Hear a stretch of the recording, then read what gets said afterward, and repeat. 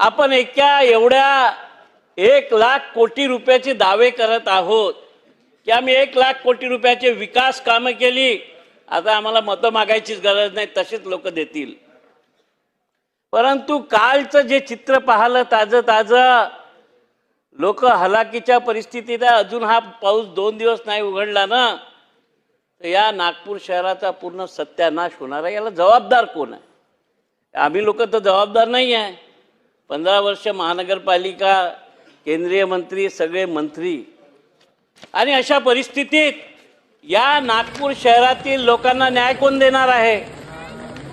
1 वर्ष आधी ज्या लोकांचं नुकसान झालं, म्हणजे 25 वर्ष मेहनत करून जी मालमत्ता जमवली ती पाण्यात वाहून गेली, त्याचा मोबदला सरकारने दिलाच नाही।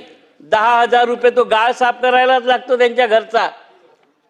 आणि आता हे पुन्हा नवीन संकट, त्याचं उत्तर शासनाजवळ काय आहे?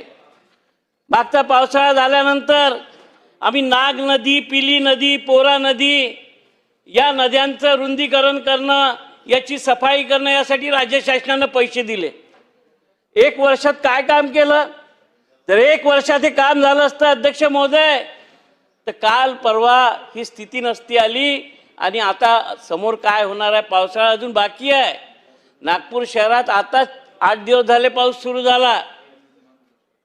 तर या विकासाच्या नावाने मला वाटते की जे कंत्राट काढले गेले होते त्याची कामं झाली की नाही, की ते कामं न होताच बिलं उचलले। जर कामं झाली असती, नद्या साफ झाल्या असत्या, तर लोकांच्या घरात पाणी नसतं शिरलं। हे याचाच अर्थ की हे कुठेतरी निकामी ठरलेलं आहे प्रशासन।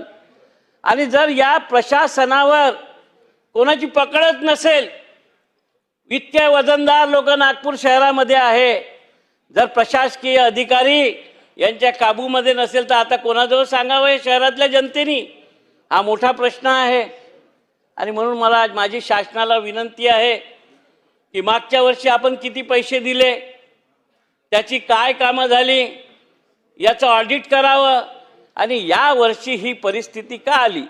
कारण की मागच्या वर्षी या सभागृहात चर्चा झाली असताना या पावसाळ्यामध्ये अशी परिस्थिती येणार नाही अशी ग्वाही देण्यात आली होती, परंतु परिस्थिती तशीच आहे।